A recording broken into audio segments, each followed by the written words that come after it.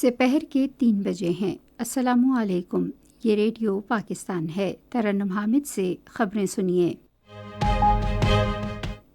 اہم خبروں کا خلاصہ۔ وزیر اعظم اور ایرانی صدر نے آج اسلام آباد میں ایک ملاقات میں دہشت گردی کے خاتمے کے لیے مشترکہ کوششوں پر اتفاق کیا۔ پاکستان اور ایران نے مختلف شعبوں میں تعاون کے لیے 8 معاہدوں اور مفاہمتی یادداشتوں پر دستخط کیے ہیں۔ وزیر خارجہ اور ایرانی صدر نے آج اسلام آباد میں ایک ملاقات میں علاقائی چیلنجز سے نمٹنے کے لیے امن اور تعمیری مذاکرات کے عزم کا اظہار کیا ہے۔ وزیر خزانہ نے کہا ہے کہ پاکستان بین الاقوامی مالیاتی فنڈ سے نئے قرض کے حصول کا معاہدہ کرنے جا رہا ہے۔ کل جماعتی حریت کانفرنس نے مقبوضہ کشمیر کے عوام کے خلاف بھارتیہ جنتا پارٹی کی زیر قیادت بھارتی حکومت کی جانب سے جاری سیاسی، مذہبی اور ثقافتی جارحیت کی سخت مذمت کی ہے۔ اور معروف فنکار، مزاحیہ اداکار اور میزبان معین اختر کی آج 13ویں برسی منائی جا رہی ہے۔ اور اب خبریں تفصیل کے ساتھ۔ ایرانی صدر ڈاکٹر سید ابراہیم رئیسی اور وزیر اعظم شہباز شریف نے آج اسلام آباد میں ملاقات کے دوران دہشت گردی کے خاتمے کے لیے مشترکہ کوششوں پر اتفاق کیا۔ دونوں رہنماؤں نے دوطرفہ تجارت اور روابط بڑھانے پر بھی تبادلہ خیال کیا۔ وزیر اعظم شہباز شریف نے کہا کہ پوری قوم ایرانی صدر کی پاکستان آمد پر ان کا خیر مقدم کرتی ہے۔ انہوں نے کہا کہ پاکستان میں عام انتخابات کے بعد کسی سربراہ مملکت کا یہ پہلا دورہ ہے۔ ایرانی صدر نے شاندار استقبال پر وزیر اعظم کا شکریہ ادا کیا۔ پاکستان اور ایران نے مختلف شعبوں میں تعاون کے لیے 8 معاہدوں اور مفاہمتی یادداشتوں پر دستخط کیے۔ ان میں سیکیورٹی، شہری امور میں عدالتی تعاون اور ویٹنری کے شعبوں میں معاہدے شامل ہیں۔ ایک معاہدے کے تحت خصوصی سرمایہ کاری زون قائم کیے جائیں گے، جبکہ فلموں کے تبادلے کے علاوہ پاکستان کی وزارت اطلاعات و نشریات اور ایران کی سینما اور سمعی اور بصری امور کی وزارت کے درمیان تعاون کے فروغ کا معاہدہ بھی شامل ہے۔ وزیر خارجہ اسحاق ڈار نے آج اسلام آباد میں ایرانی صدر ڈاکٹر سید ابراہیم رئیسی سے ملاقات کی اور دوطرفہ تعلقات سمیت علاقائی اور بین الاقوامی امور پر تبادلہ خیال کیا۔ انہوں نے مختلف شعبوں میں دوطرفہ تعلقات مزید مستحکم کرنے کے لیے کوششیں تیز کرنے کی اہمیت پر زور دیا۔ انہوں نے علاقائی چیلنجز سے نمٹنے، امن کے لیے کوششیں اور تعمیری بات چیت کے عزم کا اعادہ کیا۔ ایرانی صدر ڈاکٹر سید ابراہیم رئیسی کے استقبال کے لیے ایک باضابطہ تقریب وزیر اعظم ہاؤس اسلام آباد میں ہوئی۔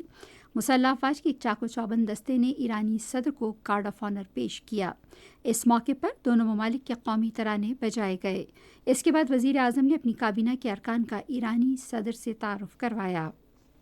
ایرانی صدر اور وزیر اعظم شہباز شریف نے کرۂ ارض کے عالمی دن کے موقع پر وزیر اعظم ہاؤس میں ایک پودا بھی لگایا۔ اس سے پہلے نور خان ایئر بیس آمد پر وفاقی وزیر ریاض حسین پیرزادہ نے ان کا پرتپاک استقبال کیا۔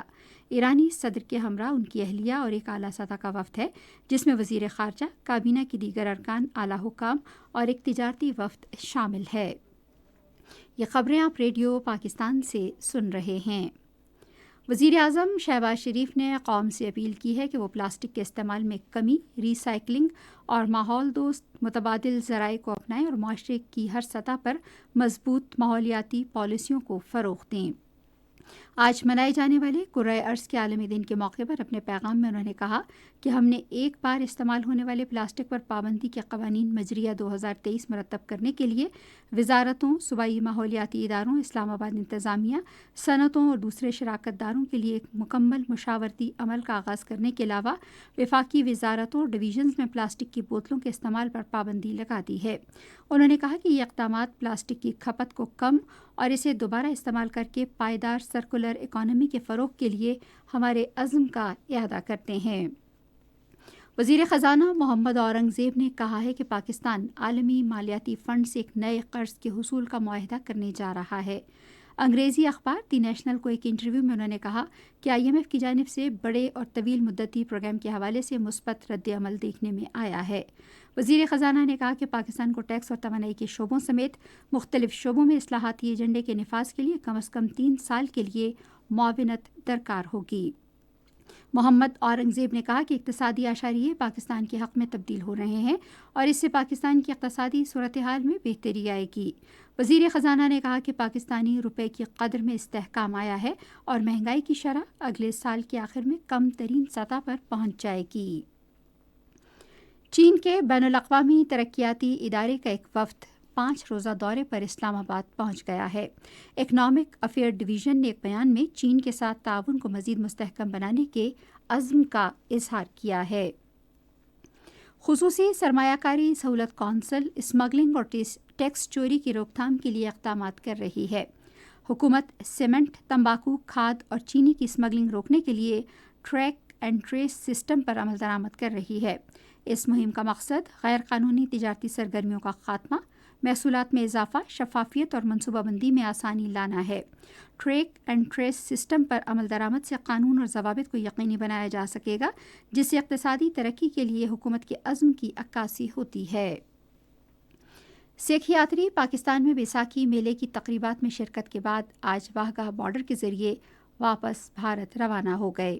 اقلیتوں کے صوبائی وزیر رمیش سنگھ اروڑا اور ایویکیو ٹرسٹ پراپرٹی بورڈ کے اعلیٰ افسران نے انہیں الوداع کیا۔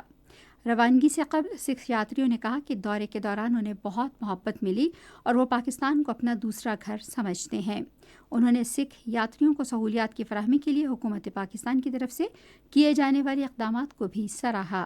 اس موقع پر گفتگو کرتے ہوئے پنجاب کے اقلیتی امور کے وزیر رمیش سنگھ اروڑا نے کہا کہ حکومت نے وزیر اعلیٰ مریم نواز کی خصوصی ہدایت پر سکھ یاتریوں کی سہولت کے لیے تمام اقدامات کیے ہیں۔ کل جماعتی حریت کانفرنس نے مقبوضہ کشمیر کے عوام کے خلاف بھارتیہ جنتا پارٹی کی زیر قیادت بھارتی حکومت کی جانب سے جاری سیاسی، مذہبی اور ثقافتی جارحیت کی سخت مذمت کی ہے۔ کشمیر میڈیا سروس کے مطابق APHC کے ترجمان ایڈوکیٹ عبدالرشید منہاس نے سری نگر سے جاری ایک بیان میں بھارتیہ جنتا پارٹی کے کشمیر اور امن مخالف ایجنڈے سے نمٹنے کے لیے کشمیریوں کے درمیان اتحاد کی ضرورت پر زور دیا۔ انہوں نے کہا کہ بھارتیہ جنتا پارٹی کی حکومت دنیا کو مقبوضہ کشمیر کی اصل صورتحال پر گمراہ کر رہی ہے۔ ترجمان نے اس عزم کا اعادہ کیا کہ کشمیری عوام دیرینہ مسئلہ کشمیر کا پرامن اور منصفانہ حل چاہتے ہیں۔ معروف فنکار، مزاحیہ اداکار اور میزبان معین اختر کی آج 13ویں برسی منائی جا رہی ہے۔ وہ 24 دسمبر 1950 میں کراچی میں پیدا ہوئے۔ معین اختر نے 6 ستمبر 1966 کو ٹیلی ویژن سے اپنے فنی سفر کا آغاز کیا۔ انہوں نے ٹیلی ویژن، اسٹیج شوز، ڈراموں، فلموں اور ٹاک شوز میں مختلف کردار ادا کیے۔ ان کے بہترین ڈراموں میں عید ٹرین، اسٹوڈیو 2.5، بکرا قسطوں پر، 50-50، لوز ٹاک اور کئی دیگر ڈرامے شامل ہیں۔ وہ انگریزی، بنگالی، سندھی، پنجابی، میمن، پشتو، گجراتی اور اردو سمیت کئی زبانوں میں مہارت رکھتے تھے۔ معین اختر کو ان کی شاندار کارکردگی پر 1996 میں صدارتی تمغہ برائے حسن کارکردگی اور 2011 میں ستارہ امتیاز سے نوازا گیا۔ 2011 میں آج ہی کے روز کراچی میں حرکت قلب بند ہونے سے وہ انتقال کر گئے۔ ریڈیو پاکستان آج سپہر 4:05 پر اپنے قومی نشریاتی رابطے پر نامور اداکار معین اختر کی برسی کے حوالے سے ایک خصوصی پروگرام نشر کرے گا۔ اور اب موسم کی صورتحال۔ محکمہ موسمیات کی پیشگوئی کے مطابق آئندہ 12 گھنٹے کے دوران ملک کے بیشتر حصوں میں موسم زیادہ تر خشک جبکہ جنوبی علاقوں میں گرم رہے گا۔ تاہم بالائی خیبر پختونخوا، کشمیر، گلگت بلتستان اور ملحقہ پہاڑی علاقوں میں تیز ہوائیں چلنے اور گرج چمک کے ساتھ بارش کا امکان ہے۔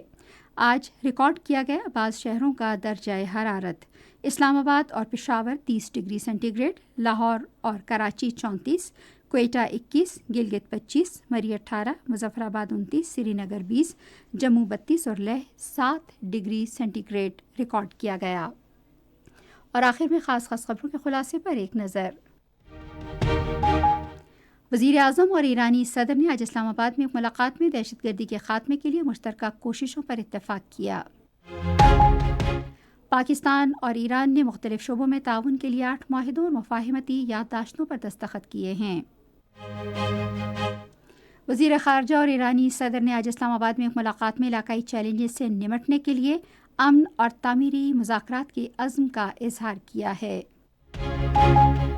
خبریں ختم ہوئی۔ مزید خبروں اور تجزیوں کے لیے آئیے ہماری ویب سائٹ پر radio.gov.pk اور فیس بک کے link radio Pakistan news official پر براہ راست ویڈیو اسٹریمنگ بھی ملاحظہ کیجیے۔